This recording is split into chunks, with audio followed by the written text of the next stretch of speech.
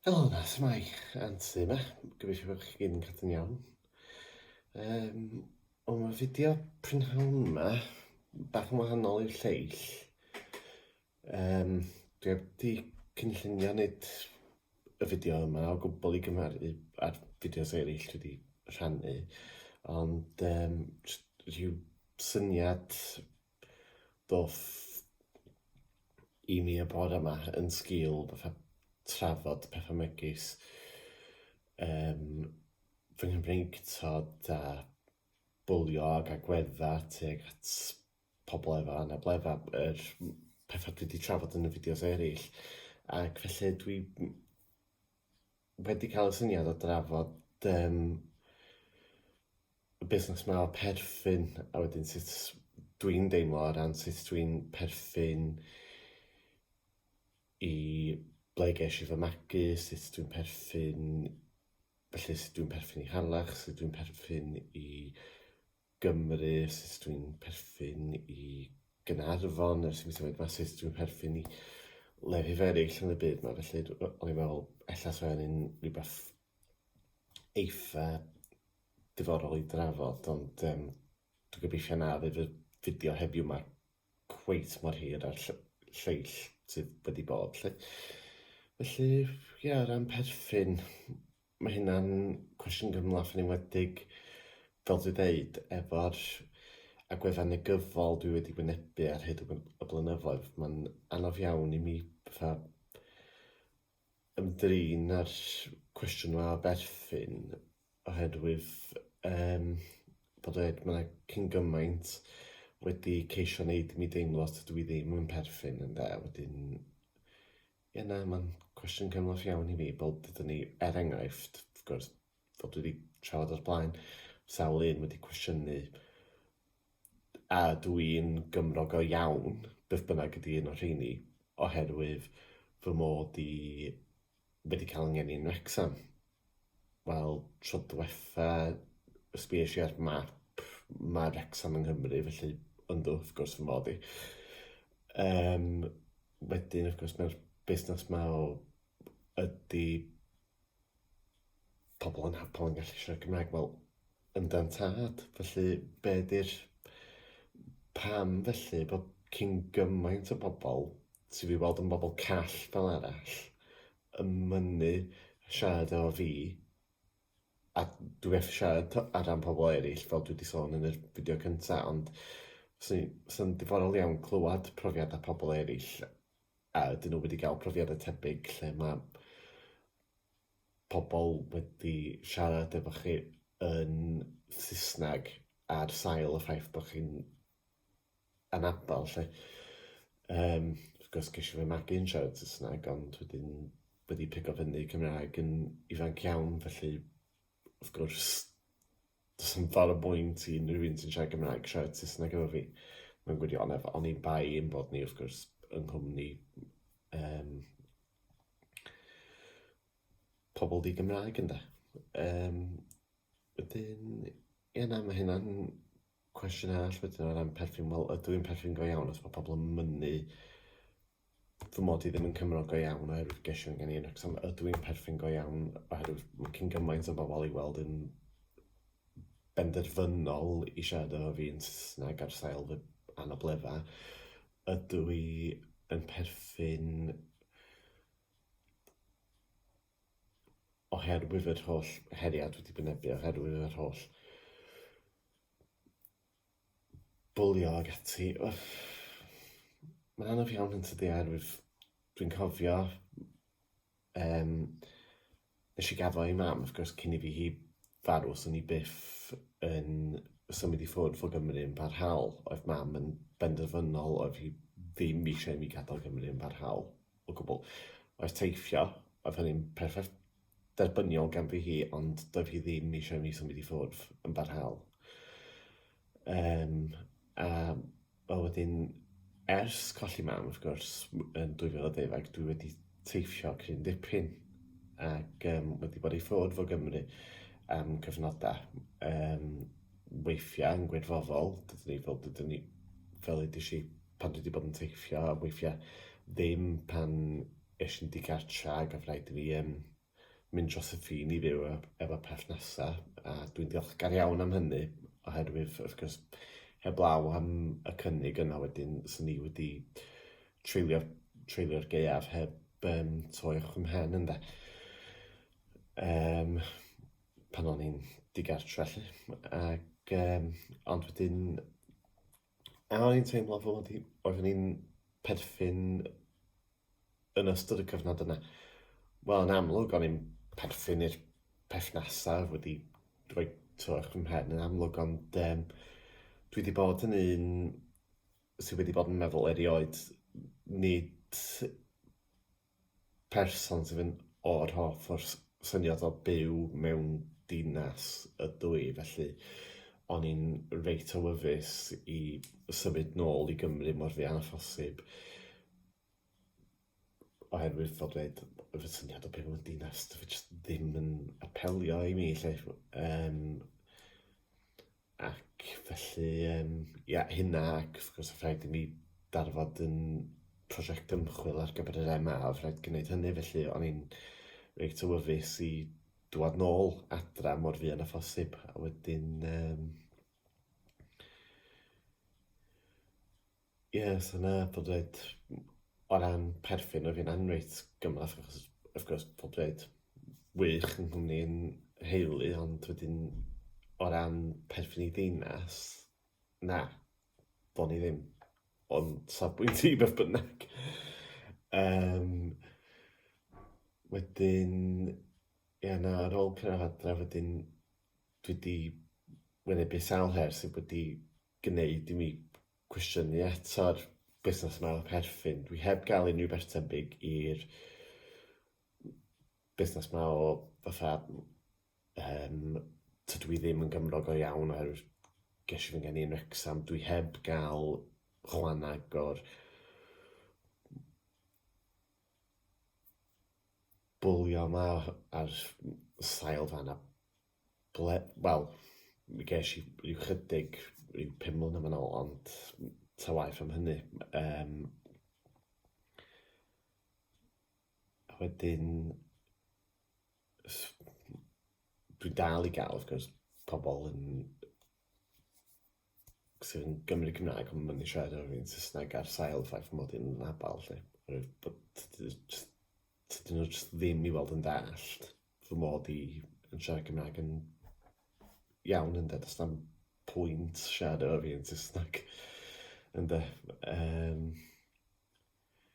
So na, mae'r busnes yma o perthyn, mae'n reit gymleth achos eto, mae'r ffaith fy mod i'n dod â harlach wedyn, mae hynny wedi achosi cryn dipyn o dryswch efo rai pobl efo rhai geiriau dwi'n defnyddio fel pasa, minciag,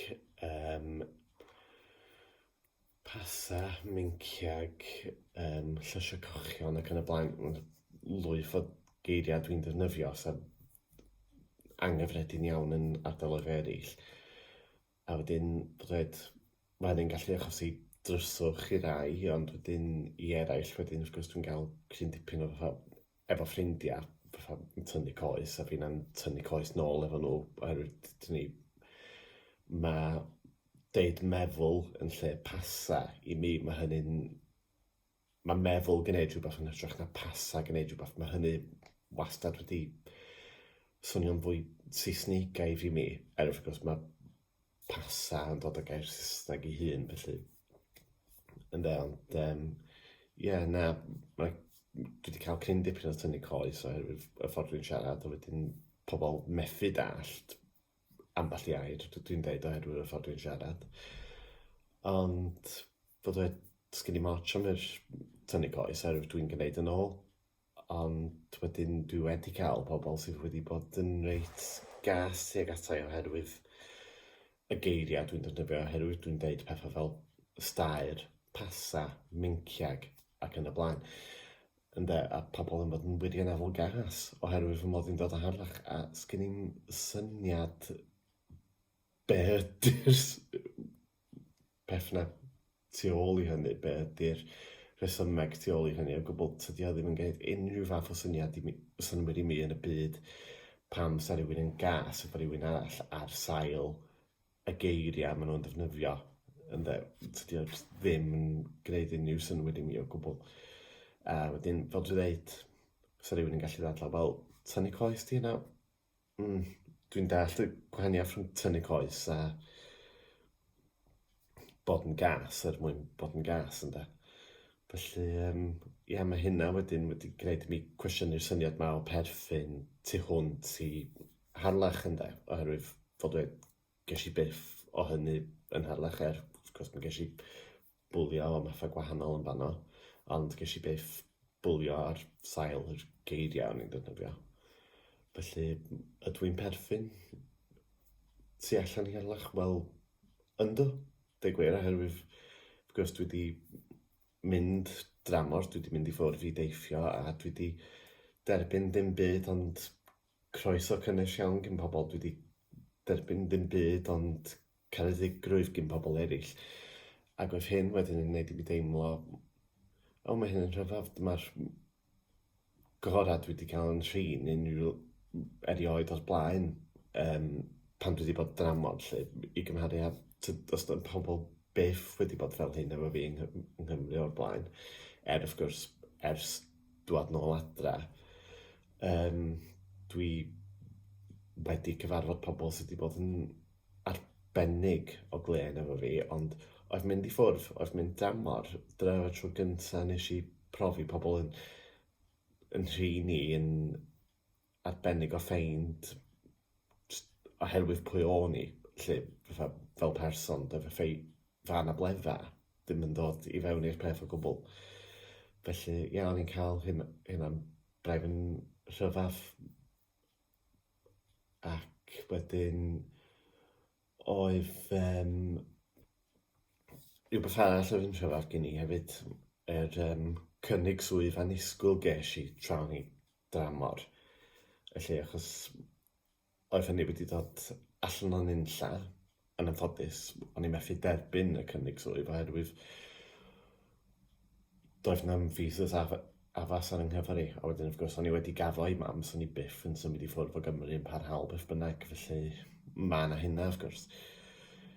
Ac, ond mae'n rhyfedd yn tydi, oedd rhaid i mi mynd dramor i derbyn fy cynnig swydd gyntaf, oherwydd o'n i wedi cyrraedd pwynt lle o'n i'n teimlo fy mod i wedi taro mhen yn erbyn sawl wal brics wrth ceisio am swydd fi. Wrth gwrs, fel oedd mam wedi deud wrtha i pan o'n i'n 16 ac eisiau gadael ysgol, oedd angen i mi aros yn byd addysg mor hir a phosib oherwydd oedd cyflogwyr oherwydd fy anabledda yn mynd i defnyddio pob esgus dan hael i beidio cyflogi fi, a wedyn dwi'n deimlo fy mod i wedi clywed pob esgus dan hael cyn rwan, a wedyn wrth gwrs dwi wedi bod mewn gwaith ers agos iawn i 6 mis rwan, so dwi'n hapus dros ben efo y swydd dwi yn fi ac efo'r tîm o'r pobl arbennig dwi'n gweithio efo nhw, ond mae cyrraedd y man yma wedi bod yn anodd iawn, a fel dwi'n dweud, dwi'n teimlo'n rhyfedd iawn bod yr cynnig swydd gyntaf, o'n i'n methu derbyn y cynnig, oedd hynna wedi dod allan o'n unlla tra o'n i'n dramor ynde, wedyn mae hynna wedi deud i mi cwestiynu hefyd, wel, ydw i'n perthyn fwy i'r gwlad hon lle nag ydw i i Gymru, a wedyn ers dod nôl adre,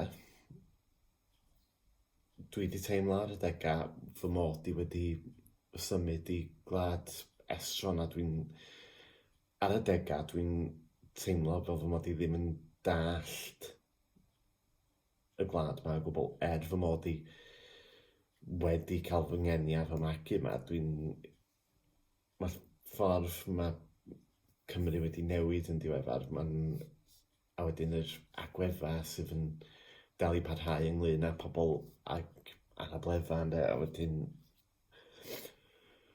y ffordd dyn ni'n cael yn trin, a wedyn yr diffyg ymwybyddiaeth hefyd, wrth gwrs dwi wedi deud bob amser i pobl, os maen nhw eisiau gwybod unrhyw beth am yn anabledda i cwbl sy'n rhaid gwneud ydi holi. Mae just cymryd yn ganiataol bod nhw'n gwybod rhywbeth ar ôl sbio'n sydyn ar Google. Tydi hynny ddim yn digon da am yn rhywg gen i. Ond wrth gwrs dwi wedi cynnwys link i gwefan yr NHS a'r link i gwefan Shine yn trafod hydrocephalus lle, a wedyn, so o ran Google, dyna'r dau le yn sicr sy'n ni'n awgrymu i bobl fynd, ond yn gyntaf oll, holi fi siaradau efo fi os ydych chi am gwybod fwy yn gyntaf yna. Ac a dyna rhywbeth arall hefyd dwi'n ffeindio ydy sy'n neud i mi teimlo fel mod i ddim yn perthyn ar y adegau ydy'r ffaith os dwi yng nghwmni rhywun arall ac maen nhw yn siarad efo rhywun ac mae'r person arall yn y sgwrs yn gofyn cwestiwn amdana fi, ond dydyn nhw ddim yn holi fi, maen nhw'n holi'r person arall mod i'n sefyll o'i blaenau nhw, ynde. A wedyn, mae'n siŵr sa'n waith taswn ni dal mewn cadar olwyn, ond mae hynna'n rhyfedd iawn. Dwi ddim yn dallt pobl sy'n gwneud hynny, oherwydd fel edodd y person yma oedd yn nghwmni i mewn ymatab i cwestiwn gafodd nhw amdana i. Wel, maent yn sefyll dy fi fan hyn, gofynna efo fe. Paid y gofyn i fi. Ynde, wedyn, so, na, eto mae hynna'n rhywbeth arall sydd wedi neud i meddwl, wel, ydw i'n perthyn fan hyn, oherwydd bod dweud tra'n i'n dramor, ges i byth dim byd o hyn. Wrth gwrs, do'n i ddim yn dramor am hir, ond mi o'n i'n dramor am ddigon hir i sylweddoli'r gwahaniaethau mewn agwedda pobl, ynde. O'n i'n cael yn rhin fel person normal tra'n i'n dramor. Do'n i byth yn cael yn rhin fel taswn i'n blentyn, neu doedd gen i byth rhywun yn siarad i fi fel taswn i'n blentyn, neu os oedd nhw eisiau gwybod rhywbeth amdana i, oedd nhw'n holi rhywun arall. Na, o'n i'n cael yn rhin fel person cwbl normal tra o'n i'n dramor. Felly, dyna wedi gwneud i mi fel, wel, ydw i'n perthyn go iawn yng Nghymru, lle. Ac, wel, dros y blynyddoedd diwethaf, mae'n rhaid dweud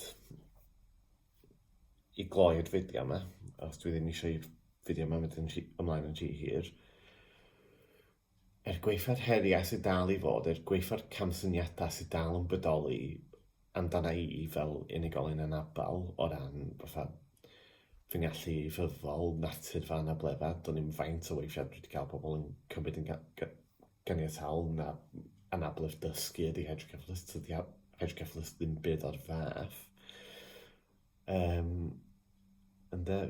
Ond gweithio hynny, gweithio agwedda a'r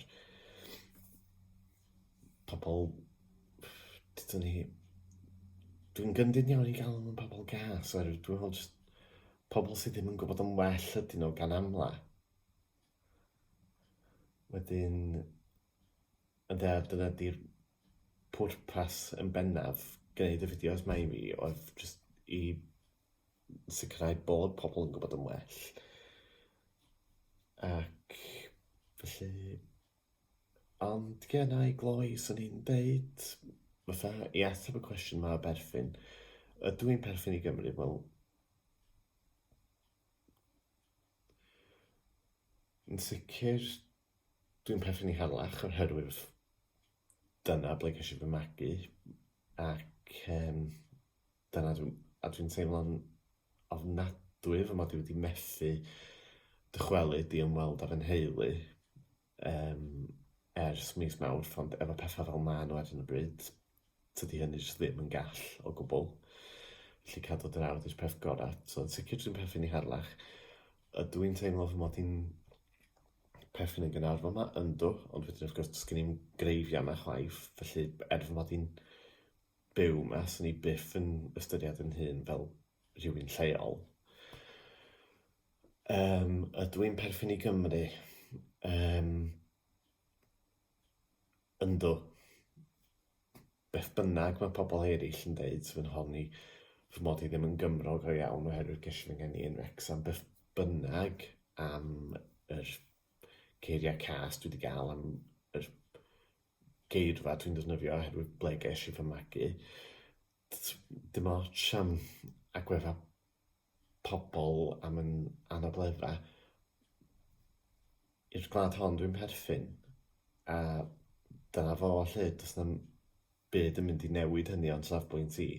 Safbwyntio pobl eraill sydd angen newid o ran fi ynde. Mae rhaid i pobl derbyn fy mod i yn Gymro, fy mod i yn siarad Gymraeg, fy mod i fel person yn abal. Mae gen i yr un hawliau a bobl eraill, a dwi ddim yn mynd i dderbyn mwyach cael yn trin yn llai ffafriol na rhywun sydd ddim yn hynabol. Ynde, ac mae rhaid dweud rhywbeth dwi yn werthfawrogi'n fawr iawn ydy'r caredigrwydd dwi wedi gael, a nid jyst pan fi eisiau dramor, ond hefyd ers dychwelyd i Gymru, oherwydd fel i mi ddeud bod Cymru yn newid, a ar y degau dwi ddim yn hapus efo sut mae pethau'n mynd o ran cysineb ag ati, ynde. Rhywbeth dwi wedi profi yng Nghymru sydd yn wahanol iawn i unrhyw beth nes i profi o'r blaen tra ni'n tyfu fyny ydy rwan mae gen i cyfeillion arbennig o wych a ar ben fatha perthnasau arbennig hefyd, lle pan o'n i'n iau o'n i'n lot rhy nerfus i gyfathrebu efo pobl eraill yn sgil y bwlio. Rwan dwi'n digon hyderus i siarad o flaen gynulleidfa, rwan dwi'n digon hyderus i mynd i gyfarfod rhywun newydd ac yn digon hapus yn sgwrsio yng nghwmni pobl sydd bellach yn ffrindiau arbennig iawn i mi, a dwi'n meddwl y byd ohonyn nhw, felly ydw i'n perthyn? Yndw, yn sicr, felly dyna fo, dyna diwedd arni. Ond na, yn sicr mae hynna wedi bod yn cwestiwn sydd wedi fatha codi yn sgil y triniaeth dwi wedi derbyn ar hyd y blynyddoedd, ond beth bynnag am y pobl felly sydd wedi yn trin i fel baw ar hyd y blynyddoedd. Na, mi ydw i'n perthyn i'r gwlad hon, ac os nag ydyn nhw'n gallu derbyn hynny, wel, tough. Felly, dyna fo. Hwyl am y tro, ac cadwch yn ddiogel. Hwyl, ta.